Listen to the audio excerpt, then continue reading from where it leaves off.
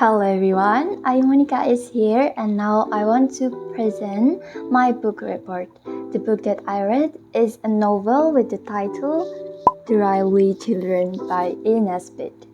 The number of pages is 260 and the difficulty rate for me is 5. The Railway Children's story took place in England and the period of time is between 1900 and 1920. Because I interest with the cover, the description, and the language is not so hard for me. I found this book when I looked for a novel to this assignment in a purpose book application. This is not my first time read novel with English. I did it, but I don't finish my novel yet because the words inside it very difficult to me and it makes me get bored. So I stopped to read it and decided to read again when I think my vocabulary is wide enough. I found this novel in a purpose book application as I said at first then. I had this application because it's legal and free, and as I know now, so many platforms provide all sorts of books illegally. I feel so sad about it. They don't appreciate the author. They maybe don't think about the author's feeling. The author doesn't write the book at a glance. He or she takes so much time and energy, so to get books in illegal platform is not good and one of criminal things. And for my second reason is free. Actually, I want to buy a psycho novel, but I can't because I don't have enough money. If I don't go to school, I don't have money to maybe have some to buy just important things that I really need. The Railway Children is not my first choice, it's my second choice. I chose an autobiography of a horse before. I decided to switch into this novel because I have more interesting with this. It's like my heart have whispered me to read this novel. First is Roberta. She was quite oddly anxious to make other people happy, and she could keep a secret, a tolerably rare accomplishment for children. Also, she had the power of silent sympathy, which means that a person is able to know that others are unhappy and to love them extra on that account without bothering them by telling them all the time how sorry it is for them. Second is Peter. He was a very confident boy and affectionate. He always wants to save his sisters, never gives up, takes on all the problems, and sometimes don't want to let his sisters in. And most of the time, he liked to say silly to his sisters. And third is Phyllis. She was the youngest, who meant extremely well and was reckless many times. She often makes her fork wrapped or spilled with something and stumbles or drops down in a puddle.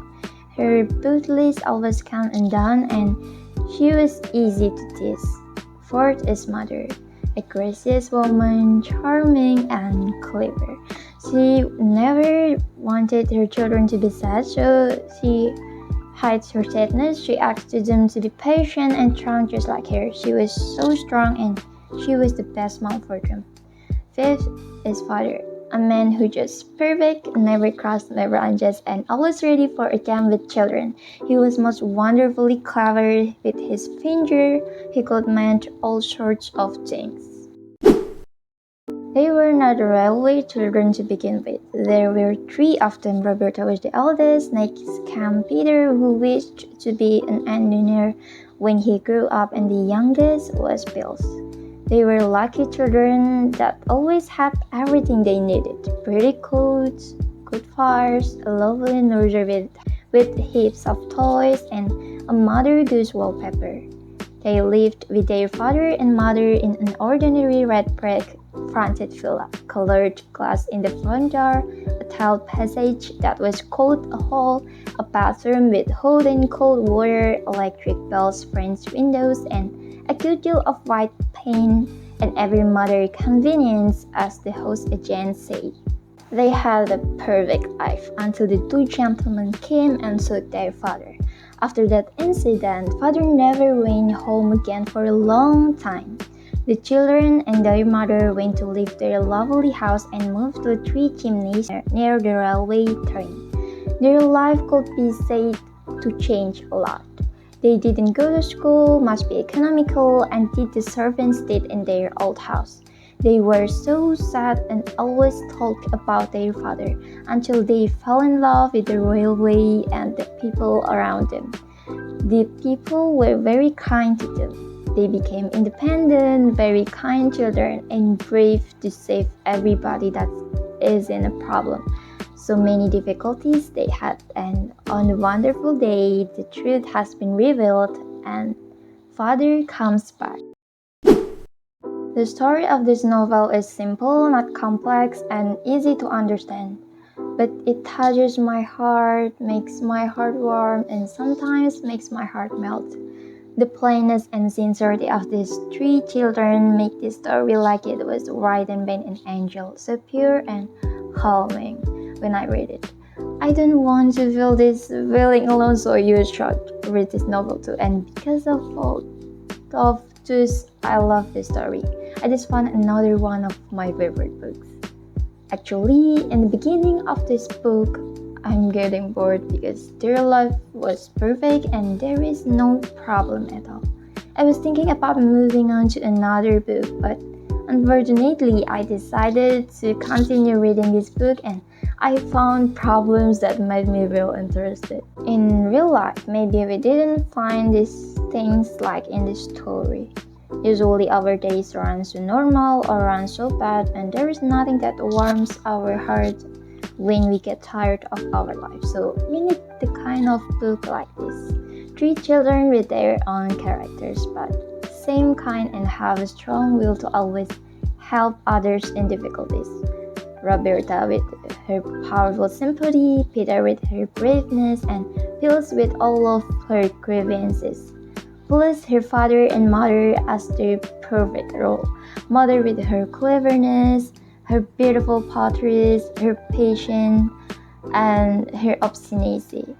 While father with his magic hand and his justness, all of this make them be a home that is full of love, warmness, and calmness. I have two parts to I like. The first is when the three children became saviors of a train.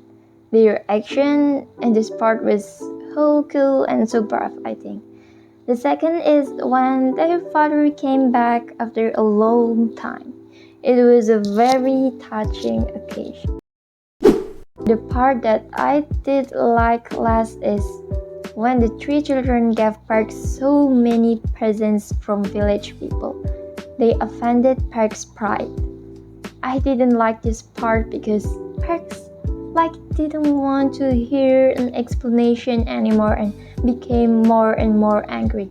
As an adult, I think he can hear the explanation first from those three children, but he didn't do it. Sometimes, in moments of great need, we can do wonderful things that in ordinary life we could hardly even dream of doing. Yeah, it's true, I did it, and I prove it. Next is, everything has an end, and you get to it if only keep on. The key sentence is keep going. How you get to the end if you stuck in a point, so you must keep going. Whatever happens, just keep going. And the last is, don't you think it's rather nice to think that we are in a book that God's writing? If I were writing the book, I might make mistakes, but God knows how to make the story and just write. I totally agree with this because if humans write the book, they will only write what they want, but God will write what we need. So just trust in God's plans. This book is a good.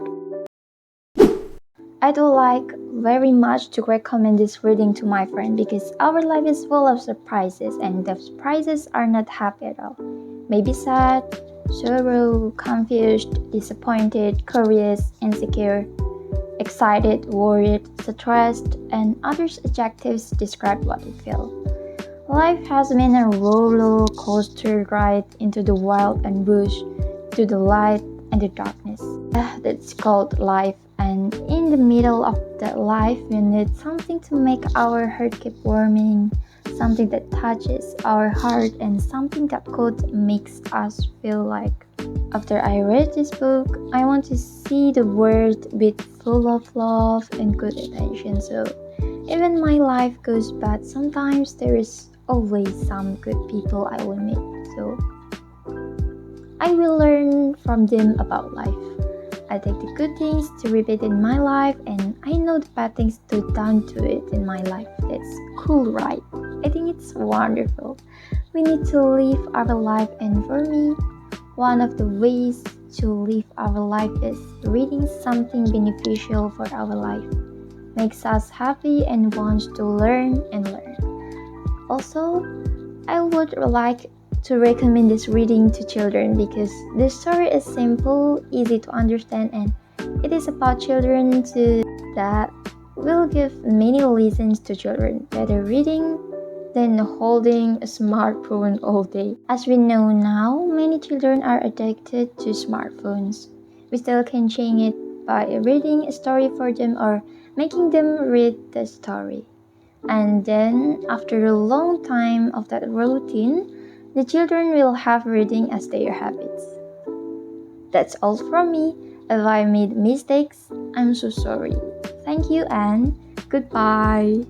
Have a nice day.